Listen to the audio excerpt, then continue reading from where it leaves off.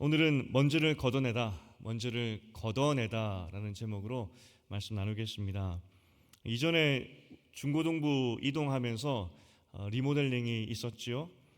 그때보다 이번에 좀 더 규모가 컸습니다. 그래서 여러분들 한 달 이상 좀 불편하셨음에도 불구하고 잘 인내해 주셔서 감사드립니다. 아마 한두 주 정도 소소한 것들이 좀 남은 것 같은데 양해 다시 한번 부탁드리고, 모임에는 큰 무리가 없을 테니까 너무 염려는 하지 않으셔도 좋겠습니다. 어제 교회 청소를 하셨던 분들이 많이 계셨어요. 그래서 제가 우대권을 하나 드렸습니다. 오늘 설교 때 주무셔도 됩니다. 피곤하실 테니까. 또 직장 때문에 참석하지 못하신 분들 계신 걸로 알고 있는데 사람 차별은 절대 아니고요. 특별히 오늘 설교 때 사람 이름이 좀 나옵니다. 그래서 졸릴 수가 있습니다. 어제 오셨던 분들은 좀 주무셔도 되고, 참석하지 않으셨던 분들은 특별히 더 깨셔야 됩니다. 오늘 역대하 말씀을 함께 보려고 하는데, 특별히 우리가 큰 공사를 하나 마치면서 마침표를 좀 잘 찍었으면 좋겠다 하는 마음에서 이 말씀을 가지고 왔습니다. 청소가 참 중요하죠. 우리 마음을 새롭게 한다는 표시입니다. 지금 아이들이 중간고사 기간일 겁니다. 여러분들도 학창시절을 다 보내보셨겠지만, 또 아이들을 기르면서 보셨겠지만, 시험을 앞두고 아이들이 했던, 또 우리들이 했던 그 모습이 뭐죠? 책상 청소입니다. 책상 청소. 청소하다가 시험이 다 끝나버리죠. 희한합니다. 어떤 사람은 물론 성격상 좀 지저분한 상태가 마음의 안정감을 준다 하는 분도 계세요. 하지만 대부분 보면 뭔가 새로운 것을 시작할 때 우리는 청소부터 하고 시작을 하게 됩니다. 앞으로 사택 공사도 있고, 또 이후에 이곳저곳 노후화된 것들을 천천히 고쳐 나가야 되는데, 다음 세대를 위해서 우리가 잘 고쳐 두어야 또 다음 세대가 또 수리할 때 편하지 않겠습니까? 그래서 오늘 사역의 하나의 마침표로, 중간 과정이긴 하지만 성전을 고치고 수리하는 것이 어떤 의미인지 그것을 좀 말씀 안에서 살펴보려고 합니다. 우리가 모든 하는 행동은 하나님의 영광을 위해서 하는 것인데, 오늘 우리의 공사가 어떤 의미인지 그래서 좀 살펴보려고 합니다. 오늘 본문은 남유다의 히스기야 왕 이야기입니다. 이스라엘이 남쪽과 북쪽으로 나뉘지 않습니까? 북이스라엘 이야기 말고 남쪽 남유다 이야기입니다.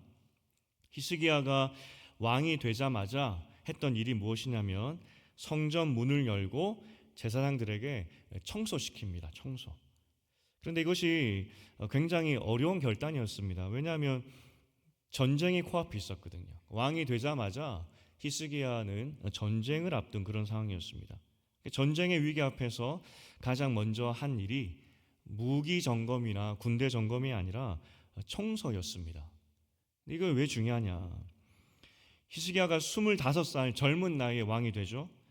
왕이 되니까 얼마나 좋겠습니까? 우리가 꿈꾸는 왕의 삶.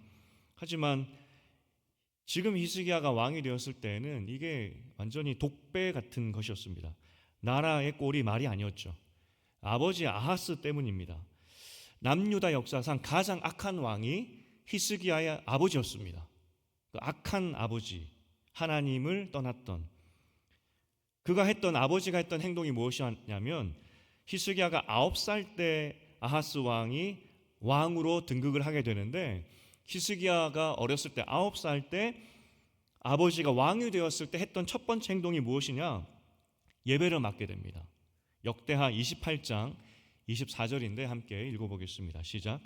아하스가 하나님의 전에 기구들을 모아 하나님의 전에 기구들을 부수고, 또 여호와의 전 문들을 닫고 예루살렘 구석마다 제단을 쌓고. 히스기야 아버지가 했던 일입니다. 예배를 드리지 말자 이 정도가 아니라 성전의 기물들을 모아서 때려 부쉈습니다. 문을 닫아버리고 예루살렘 구석구석마다 쉽게 말해서 우상의 제단을 만들었다는 겁니다. 그게 아버지의 모습이었습니다.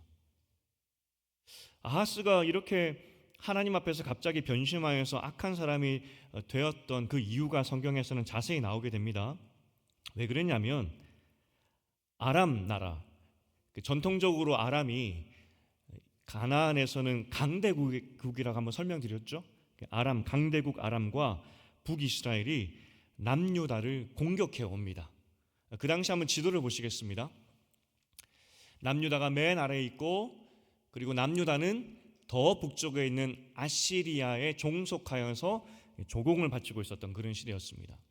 그때 아람과 북이스라엘이 남유다를 협공해서 동맹을 맺어서 공격해 내려왔던 것이 그때 이야기였습니다.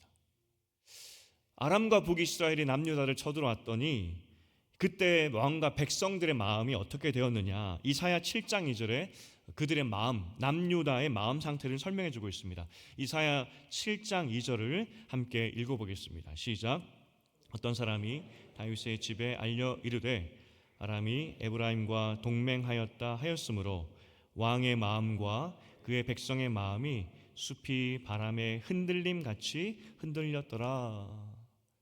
바람이 이렇게 불 때 숲이 이리저리 흔들리지 않습니까? 그렇게 두려웠다는 겁니다. 요동쳤다는 것이죠.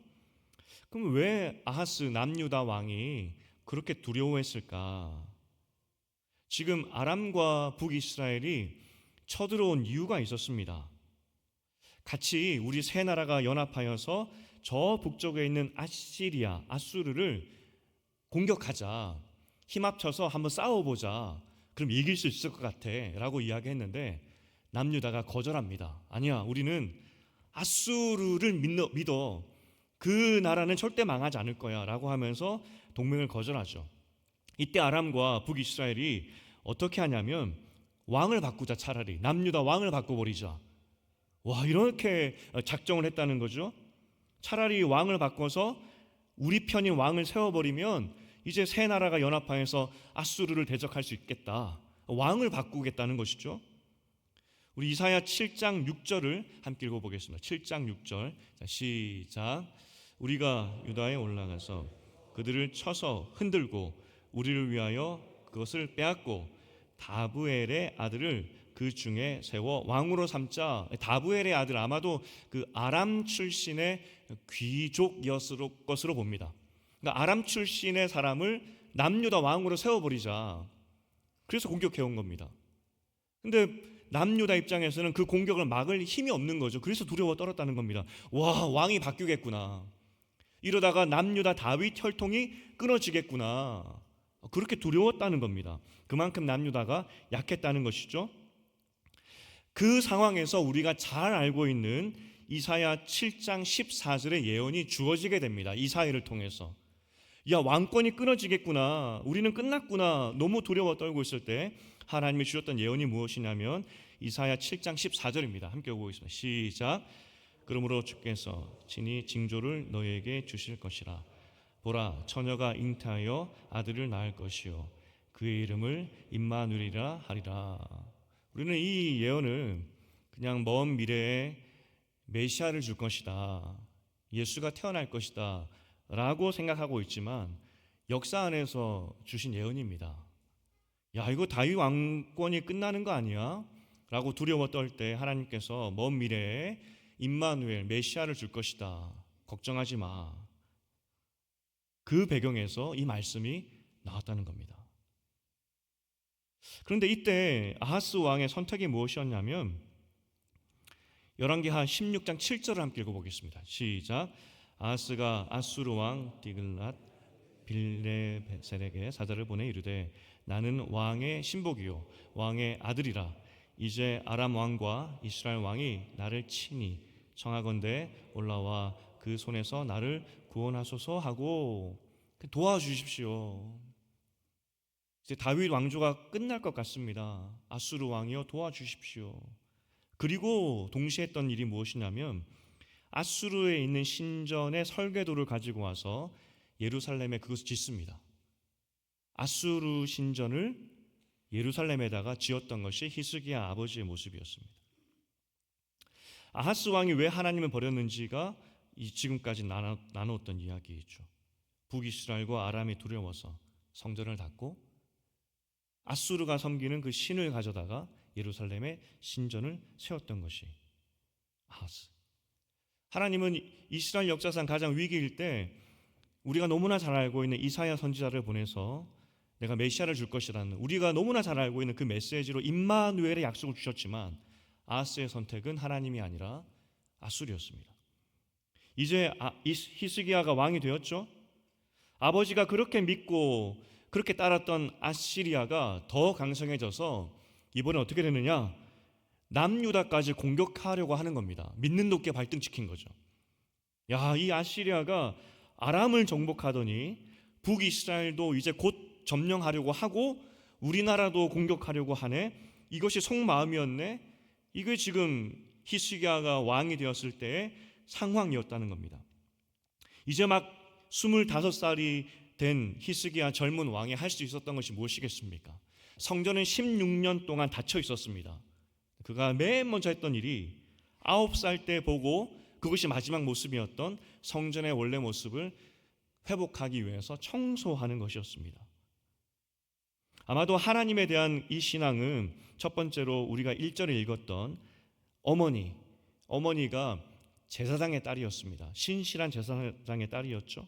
두 번째는 이사야 선지자가 히스기야 때에도 사역을 했었죠. 아마 두 사람의 영향을 통해서 믿음을 가졌다라고 보죠. 그런데 아무리 신앙이 있다 하더라도 지도자들과 백성의 지지가 없었다면 하루아침에 종교를 바꾸기는 힘들겠죠. 지금까지 아수르의 신을 섬겼습니다. 하나님을 섬기겠다고 했을 때 쉽진 않았을 겁니다. 성전의 묵은 때를 벗기고 우상을 버리고 새로운 마음으로 새롭게 시작하자라고 했을 때 백성들도 다 따라가죠. 이제 붙잡을 것은 하나님뿐이었기 때문에 청소를 다 하게 되는 겁니다. 참 쉽지 않은 결정이죠. 아마 그 리더들 중에서 군대 장관들 중에서 아니 그 재정이면 무기 하나라도 더 만들어야지 하는 생각들이 있었을 것이고 또 절충 안으로 예배만 드립시다. 일단 청소는 나중에 하고 급한 것부터 합시다 라고 했던 사람도 있을 수 있습니다. 그럼에도 불구하고 마음을 다해서 청소를 하기 시작하죠. 가장 1순위로 우선순위 두었던 것이 성전 청소였다는 겁니다. 그리고 성경은 그의 선택, 성전의 먼지를 털고 깨끗하게 하는 것에 대해서 집중하고 있습니다. 잘했다는 거죠. 잘했다는 겁니다. 히스기야가 성전을 깨끗하게 했다는 것이 왜 중요할까? 성경은 히스기야의 성전 청결 사건을 이 마음을 하나님께 둔 증거로 보여주고 있습니다. 하나님께 마음을 둔 히스기야가 성전 청결을 했더라. 반면에 하나님을 떠났던 아하스 아버지의 불신앙을 성전을 더럽히는 것으로 표현하고 있습니다. 실제 남유다에 경건한 왕들이 있었습니다. 나라를 새롭게 했던 요아스나 요시아나 아사왕 같은. 근데 그들이 했던 행동들을 잘 살펴보면은 국가의 위기나 새로운 시대로 전환할 때마다 성전을 깨끗이 하죠. 실제 예수님도 마지막 십자가 사건을 시작하시면서 제일 먼저 했던 사역이 무엇이냐? 성전 청결이었습니다. 상징이죠. 하나님 앞에서 우리를 새롭게 하는 것, 새로운 시대가 열렸다는 것의 상징이 성전을 깨끗게 하는 것부터 시작했다는 겁니다. 우리가 상식적으로 생각을 해봐도 우리가 하나님께 마음을 둘 때 하나님과 우리는 관계적인 그런 상황 아니겠습니까? 하나님께 우리 마음을 둘 때 그 관계의 소중함 때문에라도 하나님과 함께하는 이 예배의 처소를 깨끗이 하고 싶은 마음이 생길 수밖에 없는 것이겠죠. 자연스러운 현상입니다. 제가 존경했던 교회 음악을 가르치셨던 교수님이 계셨습니다. 성함이 김의작 교수님. 의작. 왜 의작이냐? 아이작을 이 한국말로 바꿔가지고 의작. 그래서 개명하신 분이었습니다. 제가 이분을 너무 존경하고 좋아해서 아이를 낳으면 의작이로 하려고 했다가 너무 반대가 심해가지고 못했습니다. 어쨌든 김의작 교수님. 그분이 이런 예를 드셨습니다. 예배에 대해 설명하실 때 지휘봉이 비싼 건 굉장히 비싸다 그러더라고요. 그리고 지휘봉 하얀색이 그게 상아로 만들어진다 그러던데요. 비싼 거는 어쨌든 그래서 비싼 그리고 좋은 지휘봉의 것들을 막 설명해 주시면서 그런데 이렇게 비싼 지휘봉이 있는데 그 지휘봉을 그 두루마리 신문에 보관할 수 있느냐? 사실 좋은 케이스에 보관한다 해도 케이스가 중요하지 않죠. 지휘봉의 가치는 케이스와 상관없습니다. 어디에 있든지 지휘봉은 귀하죠. 그렇다고 귀한 어디 둬도 귀하기 때문에 대충 신문지에 둘둘둘 말아서 보관할 수 있느냐? 그렇지 않다고.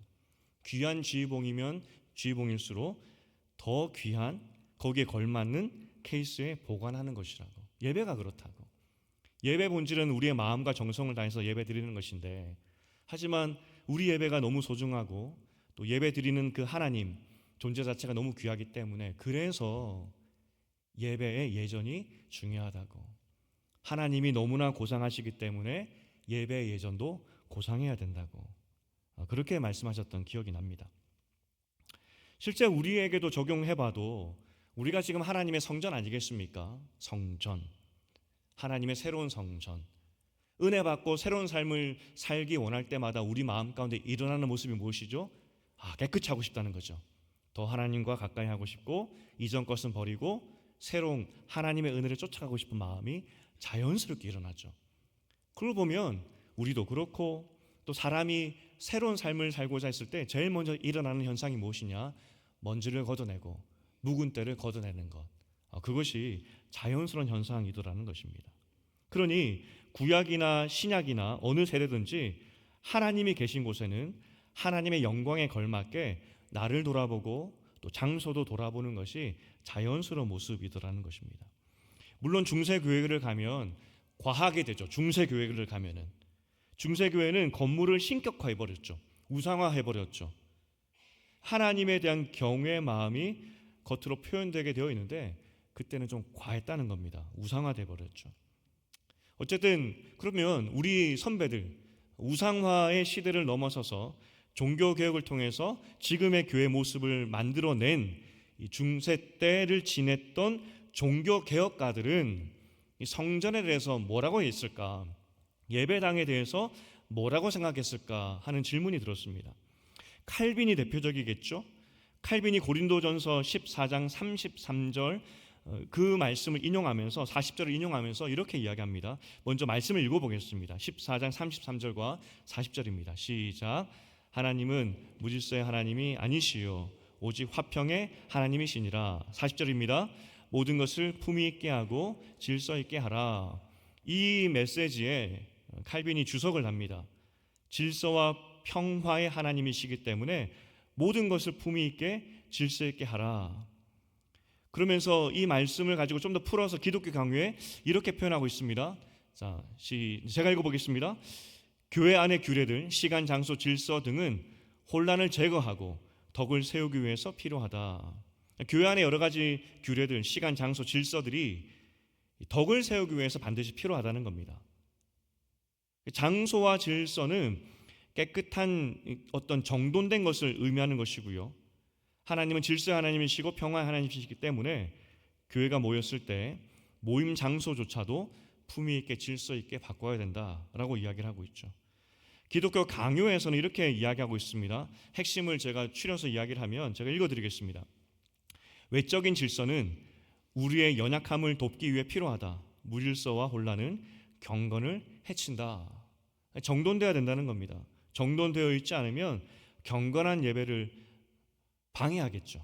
여러분 예배당이 지저분하다 생각해 보십시오. 예배 순서가 막 중구난방으로 제 멋대로 한다 생각해 보십시오. 그 예배가 예배다워질 수 있겠습니까? 그러니 정돈되어서 품위 있게 드리라는 것이죠. 그런 점에서 히스기야의 왕의 성전 정결과 또 많은 왕들의 성전 정결, 또 예수님의 성전 청결 사건은 거룩하신 하나님께 질서 있게 경건하게 예배 드리기 위한 결단이었다는 겁니다. 종교개혁 이후에 청교도 시대가 있었습니다. 청교도 시대는 좀 더 지금 우리 예배 형태와 비슷한 우리 신학과 더 영향을 많이 주었던 그런 선배들이죠. 청교도 시대를 살았던 리차드 백스터라는 사람이 있습니다. 1656년에 목사로서의 자세라는 책에서 후배들에게 조언해줬던 이야기가 있습니다.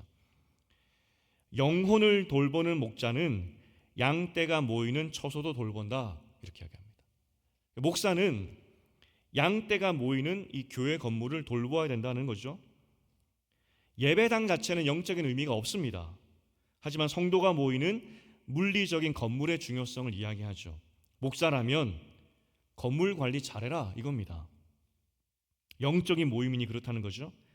찰스 스펄전도 똑같은 이야기를 합니다. 목회자 후보생들에게 라는 책에서 성도들이 예배를 잘 드릴 수 있도록, 잘 들리도록, 또 편안하게 예배 드릴 수 있도록 살피라는 것을 굉장히 강조하죠. 심지어 의자 배치도, 무대 구조까지도 고민하라.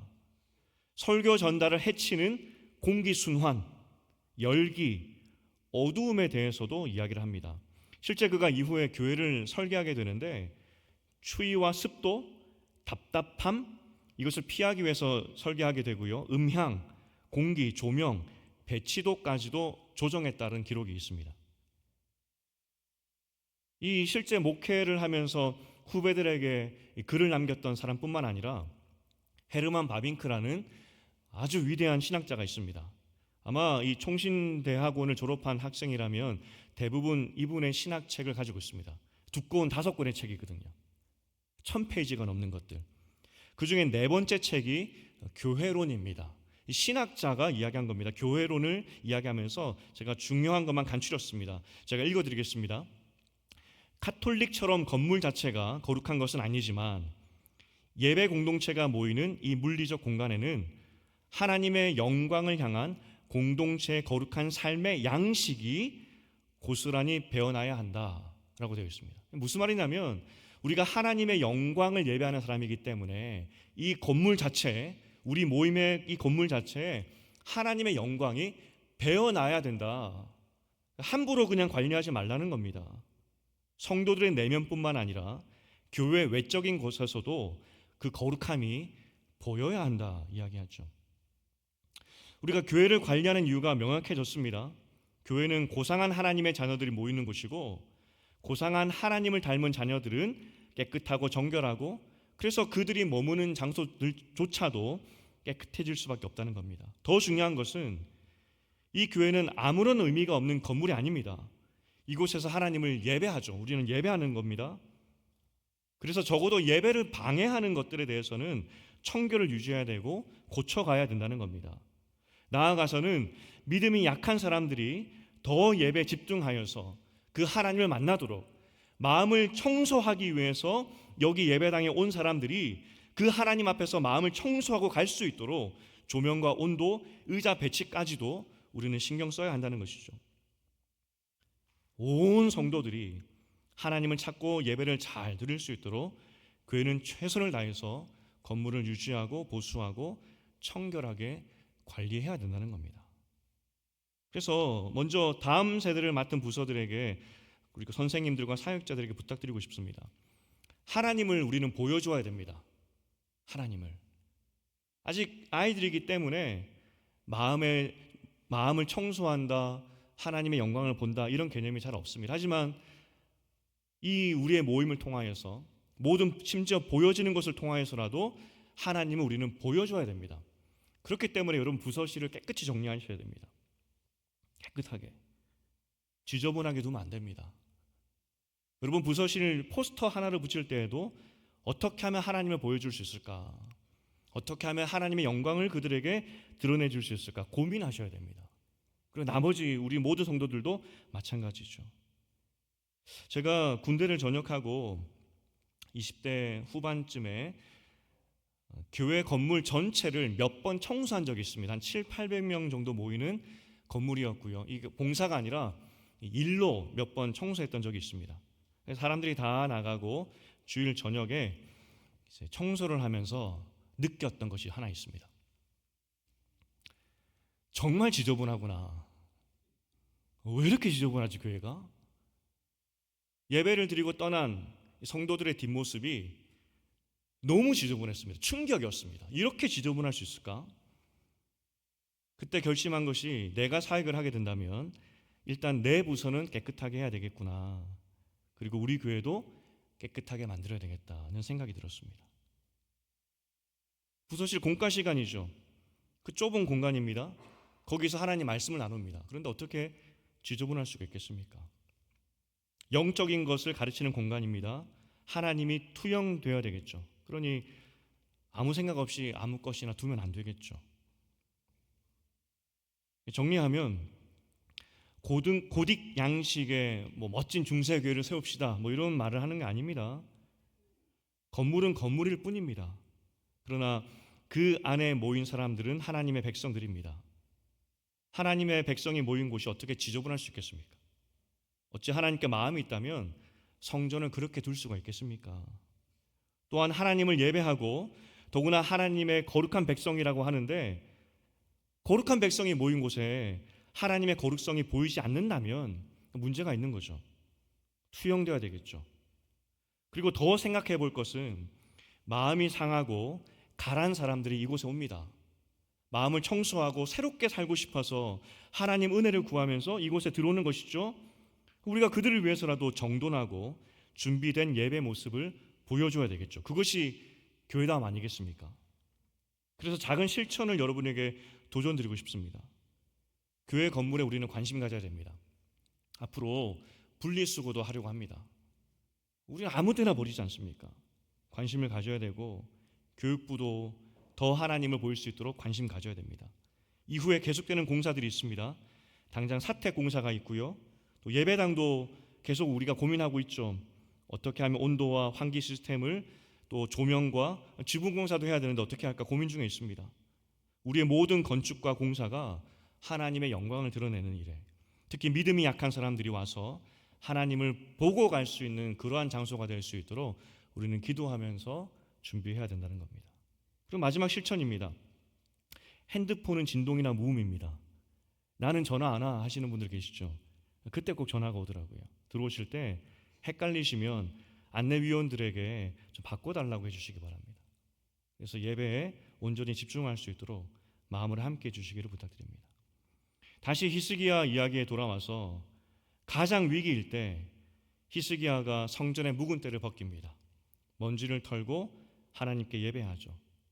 왕의 결정입니다. 히스기야가 그렇게 결정했습니다. 그런데 이 이야기의 마지막에 이런 기이한 말씀이 적혀 있습니다. 역대하 29장 36절을 함께 읽어보겠습니다. 시작. 이 일이 갑자기 되었으나 하나님께서 백성을 위하여 예비하셨으므로 히스기야가 백성과 더불어 기뻐하였더라.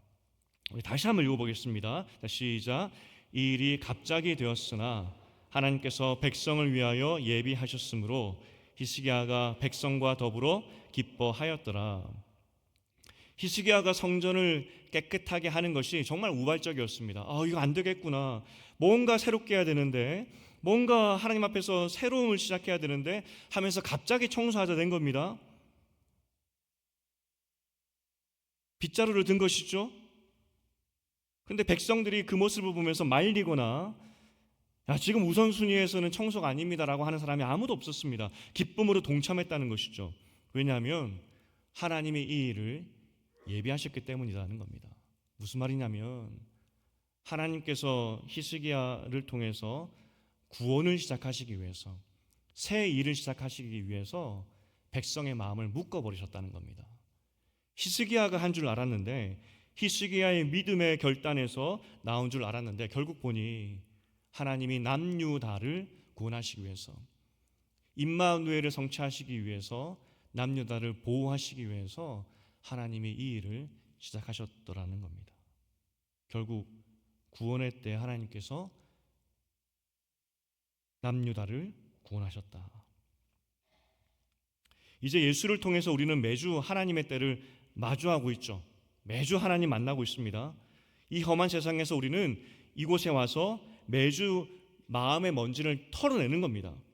하나님께 집중하면서 은혜를 구하는 그 때를 매주 마주하고 있는 겁니다. 임마누엘이 성취되어 버렸기 때문에. 그런데 혼자는 어렵습니다. 함께 하는 거죠. 함께 하나님 바라보면서 함께 우리 마음의 먼지를 털어내는 겁니다. 그리고 다음 세대도 하나님을 볼 수 있도록 준비시키는 것이 교회다움 아니겠습니까? 저는 부흥이 올 것이라고 믿습니다. 영적인 대변혁들, 하나님의 자녀다운 삶을 사는 사람들이 일어날 것이라고 저는 믿습니다. 그런데 그 일을 내가 또 우리가 시작하는 것이 아니라 하나님이 하신다는 겁니다. 온 성도들을 한 마음으로 묶으시고 그렇게 해가신다는 것이죠. 그래서 우리가 먼저 할 것은 하나님, 우리가 모이는 곳을 정결하게 하겠습니다. 그리고 매주 모일 때마다, 예배당 올 때마다 우리 마음을 정결하여 주시옵소서. 이 마음으로 오겠습니다. 그럴 때 우리 삶 가운데 또 우리 교회 가운데 부흥의 은혜를 내려주신다는 것이죠. 이제 말씀을 맺겠습니다. 막 교회를 청소하고 싶은 생각이 일어나십니까? 안 일어나면 다시 설교해야 되는데.